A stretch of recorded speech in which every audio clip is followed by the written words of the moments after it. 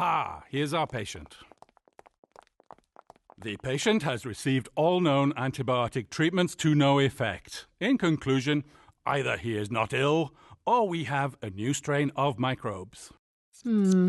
Or this could even just be a case of resistance to antibiotics. Let me explain. When the body is infected by bacteria, it attempts to defend itself in several ways, by increasing its temperature, but mainly by using its immune system. As soon as a foreign body enters the organism, it's detected straight away and alarm bells ring. Lots of white blood cells come along to identify the culprits and get rid of them. But sometimes these defences are overwhelmed by bacteria. That's when the illness really begins. Luckily, since antibiotics were discovered, we can help patients protect themselves.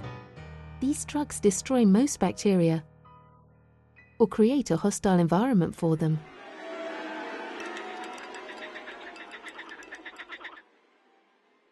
Antibiotics soon became a quick-fix solution.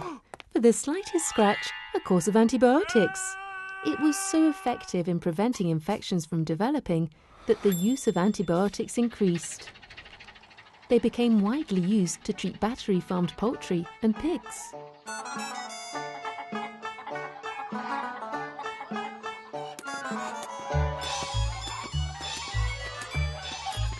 But before long, the illness returns.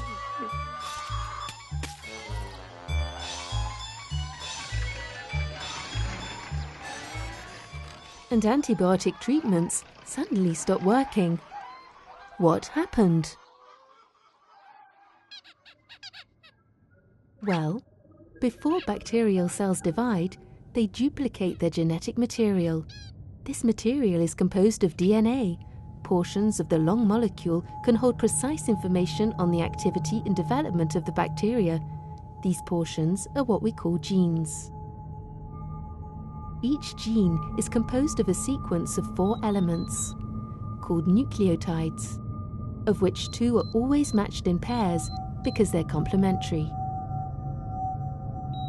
As DNA is copied very rapidly, errors in the copy frequently occur. These errors are called mutations. Most of the time, these mutations are of no consequence, but sometimes they can be harmful to the bacteria.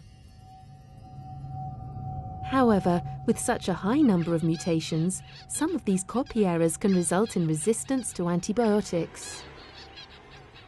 When in contact with the antibiotic, the resistant bacteria will be the only ones to survive. In fact, the drug will have chosen the resistant strain. And then, since there is no longer any competition for food, the bacteria can multiply very fast. It's exactly like natural selection.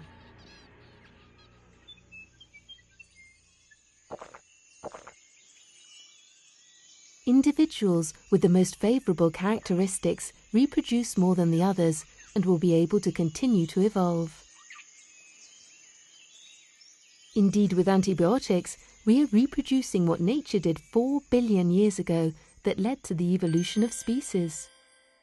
Well, miss, are you demonstrating here that the patient is suffering from acute Darwinitis? You could say that. Aha, that's exactly how I see it. Gentlemen, this case is very interesting.